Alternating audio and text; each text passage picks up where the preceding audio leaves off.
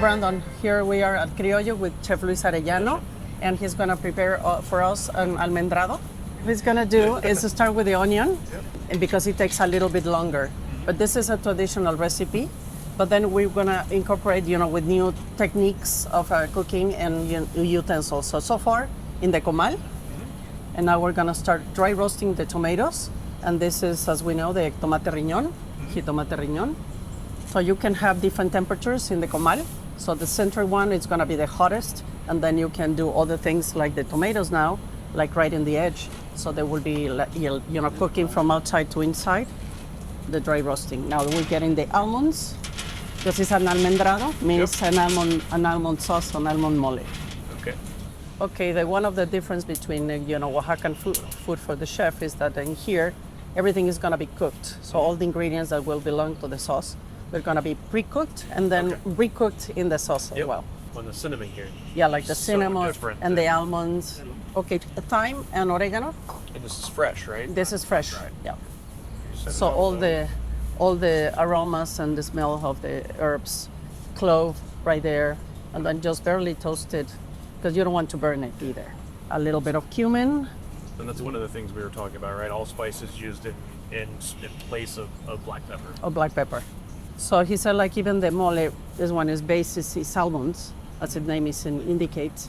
He also likes to add a little bit of sesame seeds over. Okay. And it's going to be the white sesame seeds. Popping sesame seeds? Yes, popping sesame seeds there. And that little broom is essential for working in the comal. Because will help you to grab every single ingredient. I've seen a lot of camals on the trip too. Like, what is the white that's on the camal itself? Yeah, it's just to sear it so that the ingredients won't stick to it. Okay. So what we do is calcium dioxide, or cal, as we call it. So you mix it with water and then pass it with a brush. Okay. Remove the excess, but that will prevent from sticking either tortillas or all these ingredients that we are dry roasting here. Okay. Now we got the chile guajillo, ¿es el que vas a usar? Some chile guajillo here. So removing stems and seeds. Okay. So he prefers the not spicy for this mole because sometimes the spicy one is going to give a bitter aftertaste. Okay. So they have two different names? No, guajillo, el que pica. You just say that to the vendor. Okay. Dame del que pica, del que no pica. That's it. Okay.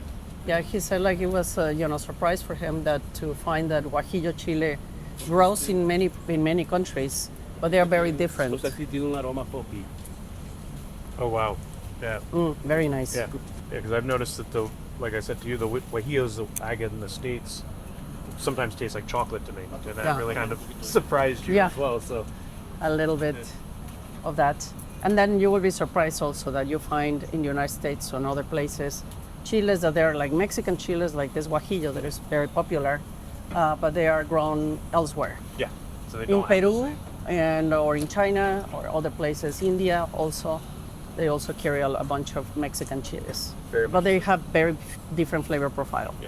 Like the terroir really makes a difference. That's what I was going to say. It's very interesting to, after being here for a couple of days, to see how the terroir affects the chili flavors here versus the chili flavors that I'm used to. Yeah. Now some raisins as well. Even the raisins are beautiful. Right, big and beautiful. So what is the importance in toasting the chilies, especially for this? That they should be just a little bit of brown. So it's just very quickly the dry roasting here, and what it makes to the chiles, this dry roasting, is you're releasing the sugars. You're caramelizing the sugars of all these ingredients to make the flavors stronger. But be careful, if you overdo it, then they will be bitter. Okay. That we do in other moles, like mole negro, but you are purposely doing that, and then you have to work to balance that out. There are other things in the sauce that help to kind of balance that. That's right. Okay, when they opened Criollo, they were not baking bread, but he's coming from a family of bakers. And so it was important for him, and they began to make pan de yema, and that means yolk. Yeah. Like the bread made out of the yolks of the egg. It smells like a very yolky, almost sweet bread. Yeah.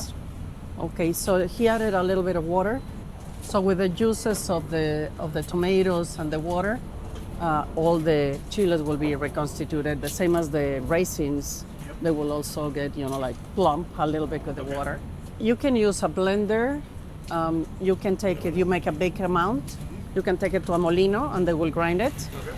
And this is the finest, like grinding that you can make with a Thermomix. He likes to put some aromatics.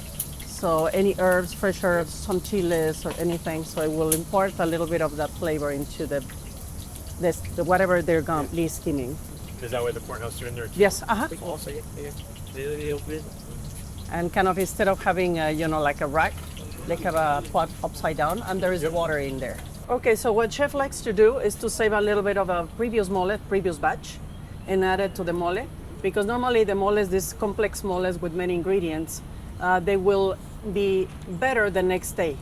Yeah, so that is what we are making. He added a little bit more of the other mole, so we can taste it today. So there are moles like this that is going to be better the next day or after reheating it several times. Like a stew or a braise. Yeah, exactly. On that line. The flavors are going to melt together. Exactly. It will be like combined and be more homogeneous and more rich. Awesome. All right. So the mole has cooked for a while, and now he's adding, some of the capers, thank you, and some olives as well. And that is part of the dish, a traditional dish. This is nothing that he came up with. It's brilliant, but it is not his idea. And adding the juice too. Yes, a little bit of the brine, and then some chocolate too in here. So sugar. Y te gusta usar es como mascabado. So, and some sea salt. Yeah, like the people when it's cooking, you know what is needed. You just smell it and you know what is missing. And then traditionally this dish you will serve it with chicken or with pork or something like that, and you will use the broth.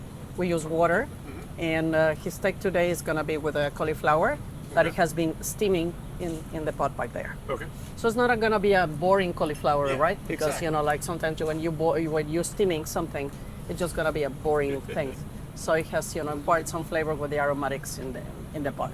Now we're ready to plate the mole almendrado. The ideas behind the restaurant is to have options for the people with either allergies or vegan or vegetarian, that in the traditional cooking, in Oaxaca specifically and Mexico in a lot of places, we use a lot of lard and, always the mole served with chicken, and they have this, idea, okay, let's do it so more people can eat, and it has been very successful, that idea.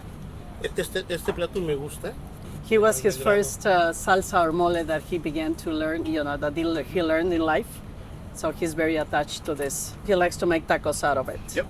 So this is a pasilla mije and tamarind sauce. Okay. So even the tamarind that we're talking about, that even the tamarind is not native to Mexico. Mm-hmm. It grows in the Isthmus of Tehuantepec. Mm-hmm. And it's like it has this perfume and aroma that is so delicious too.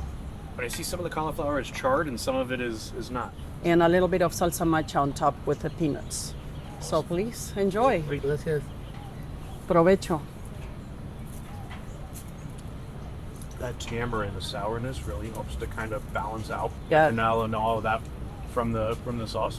The cauliflower adds a beautiful texture, and the olives in there. Yeah, It's- right. It's not a flavor or texture that I expected, and it's absolutely delicious. Just come out, that little brine and acidity from that. Oh, that's delicious. Thank you, Chef. Gracias.